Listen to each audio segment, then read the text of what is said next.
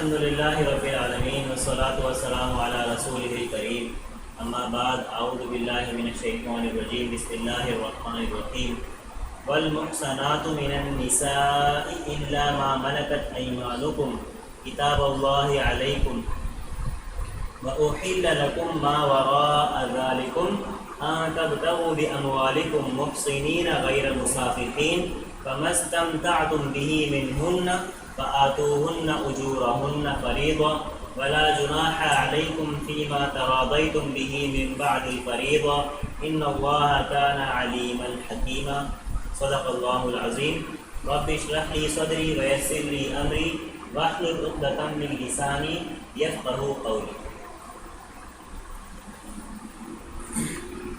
قرآن حکیم کے 5ویں پارے میں سورہ نساء کے مجموعی طور پر 17 رکوع یعنی رکوع نمبر 4 سے رکوع نمبر 20 تک شامل ہیں. رکوع نمبر 4 محرم خواتین کی فہرست. چوتھے رکوع میں ایک مرد کے لیے محرم خواتین کی فہرست دی گئی ہے. محرم خواتین 2 قسم کی ہیں: ابدی محرم جن سے کبھی بھی نکاح نہیں ہو سکتا، اور عارضی محرم جن سے وقتی طور پر نکاح نہیں ہو سکتا. مثلا بیوی کی بہن عارضی محرم ہے. ایک شخص کے لیے منع ہے کہ وہ اپنی بیوی کی موجودگی میں اس کی بہن سے نکاح کرے. البتہ اگر وہ اپنی بیوی کو طلاق دے دے یا اس کی بیوی انتقال کر جائے تو اب وہ مطلقہ یا مرحومہ کی بہن سے نکاح کر سکتا ہے. ابدی محرم سے پردہ نہیں، البتہ عارضی محرم سے پردہ ہے. اس رکوع میں یہ تاکید بھی کی گئی کہ نکاح ہمیشہ گھر بسانے کے لیے کرو، محض لذت کا حصول مقصود نہ ہو. مزید فرمایا کہ بیویوں کو پورا مہر ادا کرو، اور ہاں اگر وہ خود پورا مہر یا اس میں سے کچھ چھوڑ دیں تو اس میں کوئی گناہ نہیں. رکوع نمبر 5 شریعت ایک نعمت ہے. 5ویں رکوع میں شریعت کو ایک نعمت قرار دیا گیا جس پر عمل سے معاشرے میں ہر فرد کی جان، مال اور آبرو محفوظ ہو جاتی ہے. مزید یہ حکم دیا گیا کہ آپس میں ایک دوسرے کے مال ناحق طریقے سے نہ کھاؤ اور نہ ہی کسی محترم جان کو قتل کرو. ایسا کرنے والوں کو سخت سزا ملے گی. خوشخبری دی گئی کہ اگر لوگ بڑے گناہوں سے بچیں گے تو اللہ چھوٹے گناہ خود ہی معاف فرما دے گا. رکوع نمبر 6 روز قیامت نبی اکرم صلی اللہ علیہ وسلم کی امت کے خلاف گواہی. 6 رکوع میں ارشاد ہوا: اللہ نے مرد کو خاندان کا حاکم بنایا ہے. نیک بیویاں وہ ہیں جو شوہر کی تابع دار ہوں، اس کے مال، بستر، راز اور اولاد کی اچھی طرح سے حفاظت کریں. جو خواتین ایسا نہ کریں انہیں سمجھایا جائے، نہ سمجھیں تو بستر سے علیحدہ کیا جائے، پھر بھی نہ مانے تو ہلکی سی سرزنش کی جائے. آخری صورت یہ ہے کہ شوہر اور بیوی کے خاندانوں سے 2 معتبر اشخاص صلح کرانے کی کوشش کریں. اللہ چاہتا ہے کہ خاندان بسا رہے اور اس میں علیحدگی کی نوبت نہ آئے. اللہ تعالیٰ خاندانوں کو شاد اور آباد رکھے، آمین. اسی رکوع میں ایک بڑا نازک مضمون بھی ہے. روز قیامت نبی اکرم صلی اللہ علیہ وسلم اس امت کے خلاف گواہ بن کر آئیں گے. اللہ کی بارگاہ میں عرض کریں گے: اے اللہ، میں نے اس امت تک دین کے پیغام کو پہنچانے کا حق ادا کر دیا تھا. اگر کسی نے عمل نہیں کیا تو وہ خود ذمہ دار ہے. اس مضمون کو سن کر اللہ کے رسول صلی اللہ علیہ وسلم بھی آپ دیدہ ہو جایا کرتے تھے. اللہ ہمیں روز قیامت کی رسوائی سے محفوظ فرمائے، آمین. رکوع نمبر 7 شرک کا جرم معاف نہیں کیا جائے گا. 7ویں رکوع میں حکم دیا گیا کہ نشے کی حالت میں نماز کے قریب مت جاؤ. نماز اس وقت پڑھو جب تمہیں معلوم ہو کہ تم کیا پڑھ رہے ہو. یہ شراب کی حرمت کے حوالے سے دوسرا حکم ہے. پہلا حکم سورۃ البقرہ کے 27ویں رکوع میں آیا تھا. آخری حکم سورۃ المائدہ میں آئے گا جس کے تحت شراب کو مکمل طور پر حرام کر دیا گیا. اس رکوع میں یہود کی بعض خباثتوں کا ذکر بھی کیا گیا. وہ الفاظ کو بدل کر اپنے خبث باطن کا اظہار کرتے تھے. مزید یہ کہ ان میں سے کچھ لوگ حضرت عزیر علیہ السلام کو اللہ کا بیٹا قرار دے کر شرک کا جرم بھی کر رہے تھے. آگاہ کیا گیا کہ اللہ جس گناہ کو چاہے گا معاف کر دے گا، لیکن شرک جیسے گناہ کو ہرگز معاف نہیں فرمائے گا. رکوع نمبر 8 ذمہ داری ہمیشہ اہل لوگوں کے حوالے کرو. 8ویں رکوع میں یہود کا یہ جرم بیان ہوا کہ وہ شرک کرنے والوں کو مسلمانوں پر ترجیح دیتے ہیں. مسلمانوں کو ہدایت دی گئی کہ وہ امانت ہمیشہ اہل لوگوں کے حوالے کریں. کسی منصب کے لیے رائے دیں تو موضوع شخص کے لیے دیں، یا نامزد کریں تو قابل شخص کو منصب دار بنائیں۔ نظم کی پابندی کریں۔ جملہ معاملات میں اللہ، اس کے رسول اور اپنوں میں سے صاحب اختیار منصب دار کی اطاعت کریں۔ اگر منصب دار سے اختلاف ہو تو قرآن و سنت کی روشنی میں اس کا حل تلاش کریں۔ رکوع نمبر 9، اطاعت رسول صلی اللہ علیہ وسلم سے گریز، منافقانہ روش۔ 9ویں رکوع میں منافقانہ روش کا بیان ہے۔ منافقین قرآن کا حکم ماننے کو تیار ہیں لیکن رسول کی اطاعت کے لیے تیار نہیں۔ یہی روش منکرین سنت کی ہے۔ وہ قرآن کے احکامات کو ماننے کے لیے تیار ہیں لیکن حدیث رسول کو حجت تسلیم نہیں کرتے۔ اللہ ہمیں اس فتنے سے محفوظ فرمائے۔ اس رکوع میں مزید فرمایا کہ اس وقت تک کوئی انسان مومن نہیں ہو سکتا جب تک وہ اپنے جملہ معاملات میں رسول اللہ صلی اللہ علیہ وسلم کی اطاعت نہ کرے اور ان کے کسی فیصلے کے حوالے سے دل میں بھی تنگی محسوس نہ کرے۔ رکوع نمبر 10، اللہ کی راہ میں ناکامی ہے ہی نہیں۔ 10ویں رکوع میں منافقین کی یہ کمزوری بیان کی گئی کہ وہ اللہ کی راہ میں جنگ کرنے سے گریز کرتے ہیں۔ وہ انتہائی بزدل ہیں، دین کی خاطر مال اور جان کی قربانیاں دینے سے گھبراتے ہیں۔ مسلمانوں کو حکم دیا گیا کہ وہ اللہ کی راہ میں جنگ کریں، حق و باطل کے معرکے میں خواہ وہ غالب ہوں یا مغلوب، ہر صورت میں انہیں بہترین اجر ملے گا۔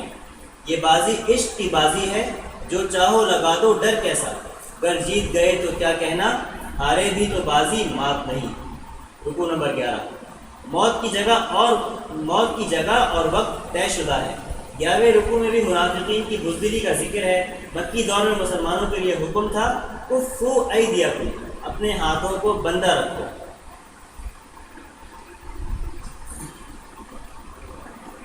کسی بھی مخالفت کے جواب میں اقدام نہ کرو۔ جب مدی دور میں جنگ کا حکم آیا تو منافقین پر لرزہ طاری ہو گیا۔ وہ لوگوں سے ایسے ڈر رہے تھے جیسے اللہ سے ڈرنا چاہیے۔ ان سے کہا گیا موت سے نہ ڈرو، موت تو اپنے طے شدہ وقت اور معین جگہ پر آ کر رہے گی۔ بجائے اس کے وہ بستر پر ایڑیاں رگڑ کر آئے۔ بہتر ہے کہ میدان جنگ میں شہادت کی صورت میں نصیب ہو۔ اللہ کے رستے کی جو موت آئے مسیحا، اکثر یہی ایک دوا میرے لیے ہے۔ رکوع نمبر 12، ہجرت سے گریز کرنا منافقت ہے۔ 12ویں رکوع میں منافقین کی اس کمزوری کا ذکر ہے کہ وہ ہجرت کے لیے آمادہ نہیں تھے۔ اللہ کا حکم تو یہ تھا کہ ہر مسلمان اپنے اپنے قبیلے کو چھوڑ کر مدینہ آ جائے تاکہ مدینہ میں افرادی قوت مضبوط ہو، لیکن منافقین کے لیے اپنے گھر، جائیداد، کاروبار اور رشتہ داروں کو چھوڑنا بہت بھاری تھا۔ حکم دیا گیا اگر کسی دشمن قبیلے سے جنگ ہو تو اس میں موجود ان منافقین کے ساتھ کوئی رعایت نہ کی جائے جو ہجرت کے لیے تیار نہیں۔ کافروں کی طرح منافقین کو بھی قتل کیا جائے۔ ہاں، اگر منافقین کا تعلق کسی ایسے قبیلے سے ہو جس کے ساتھ معاہدہ ہے تو پھر انہیں قتل نہیں کیا جائے گا۔ رکوع نمبر 13، جان بوجھ کر قتل کرنے والے پر پھٹکار۔ 13ویں رکوع میں ارشاد ہوا کہ مومن کے لیے ممکن ہی نہیں کہ وہ کسی مومن کو جان بوجھ کر قتل کر دے۔ ہاں، غلطی سے ایسا ہو سکتا ہے۔ اس صورت میں کفارہ ادا کرنا ہوگا، جس کے لیے رہنمائی اس صورت میں دی گئی ہے، رہنمائی اس رکوع میں دی گئی ہے۔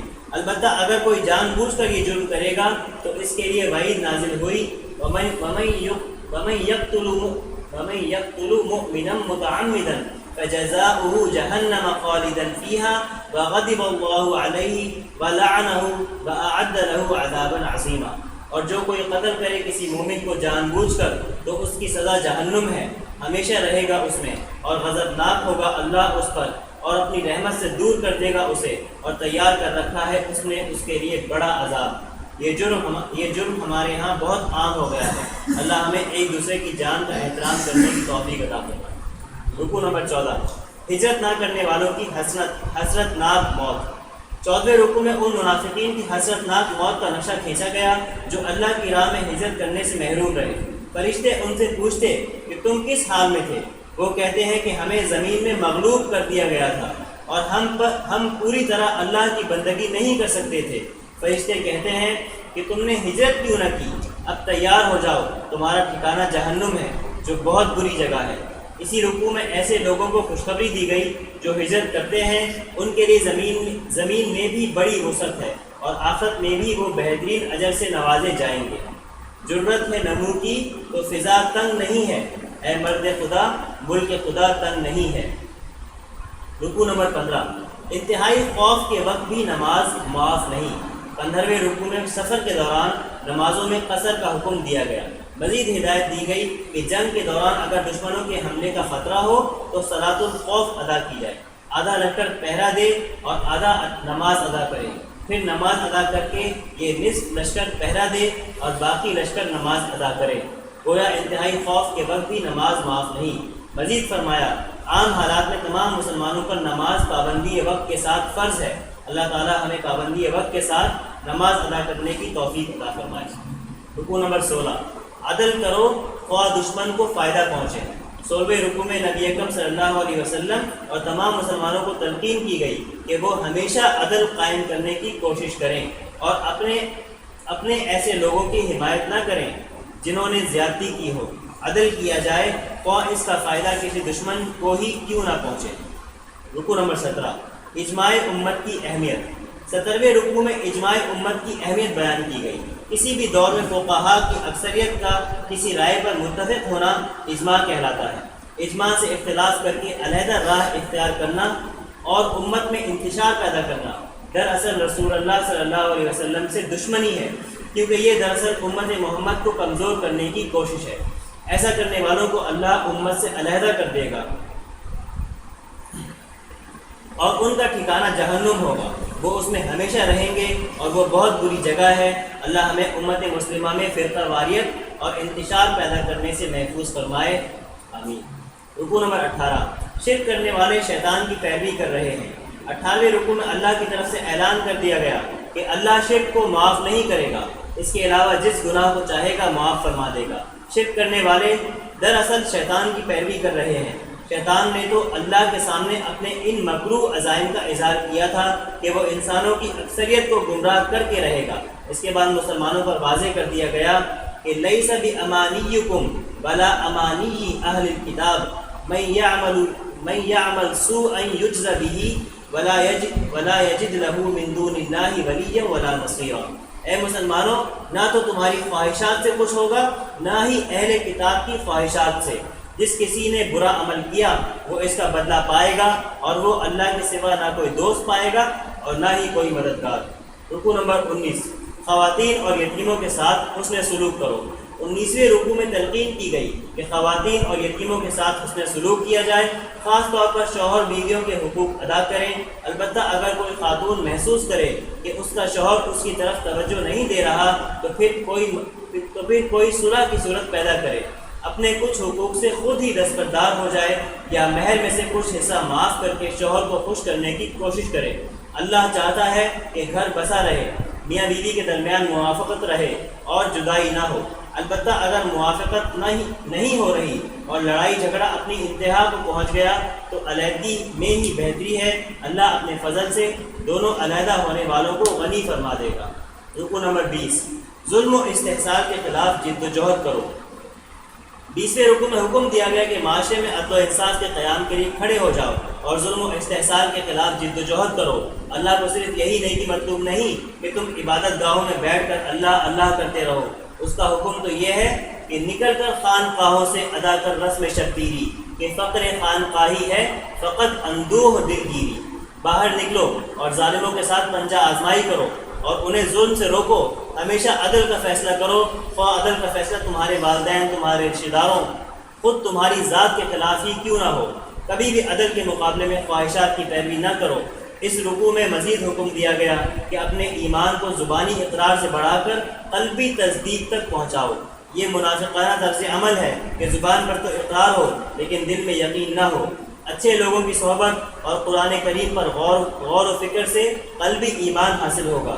آگاہ کیا گیا کہ منافق وہ لوگ ہیں جو ایمان لاتے ہیں خلوص کے ساتھ، لیکن جب دین کے تقاضے سامنے آتے ہیں تو پیچھے ہٹ جاتے ہیں اور رفتہ رفتہ ایمان کی دولت سے محروم ہو جاتے ہیں۔ ان کا معاملہ یہ ہے کہ مومنوں کو چھوڑ کر کافروں سے دوستی کرتے ہیں، سمجھتے ہیں کہ اس سے عزت ملے گی، حالانکہ عزت تو اللہ کے ہاتھ میں ہے، جسے چاہتا ہے عطا فرماتا ہے۔